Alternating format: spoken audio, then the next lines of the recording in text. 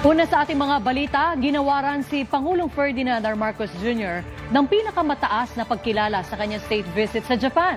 Pero bago ang kanyang hectic na schedule, hindi nakalimutang bisitahin ng Pangulo ang Filipino community sa Tokyo, kung saan muli niyang ipinangako ang patuloy na pagsusulong sa proteksyon ng mga OFW.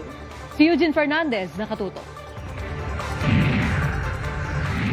Kasabay ng 70-year anniversary ng diplomatic relationship ng Pilipinas sa Japan, ipinagkaloob ng Japan Imperial Palace couple na si Emperor Naruhito at Empress Masako kay Pangulong Ferdinand R. Marcos Jr. ang Grand Cordon of the Supreme Order of the Chrysanthemum o ang pinakamataas at prestiyosong karangalan ng Japan. Pangatlong world leader pa lang si Pangulong Marcos Jr. na tinanggap ng Emperor ng Japan sa isang state visit mula nang maupo ito noong 2019.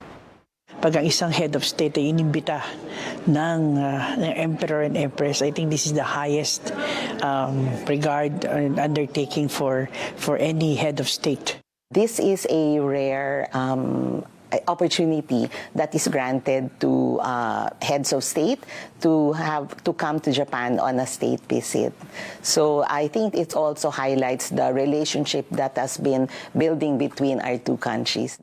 Layo ng pagbisita na palalimin pa ang kooperasyon ng Pilipinas sa Japan sa larangan ng seguridad, negosyo, pamumuhunan at iba pang issue sa rehiyon. Kagaya na lang ng isyung malapit sa Emperor, ang environmental issues kaugnay ng tubig. Tinanggap naman ni First Lady Liza Araneta Marcos ang Grand Cordon of the Order of the Precious Crown. Iginawad din naman ng Pilipinas ang Order of Lacandula kay Emperor Naruhito at Order of Gabriela Silang kay Empress Masako. Kagabi naman, pagkalapag ng Pangulo sa Japan, agad siyang nakasalamuha sa Filipino community sa Tokyo.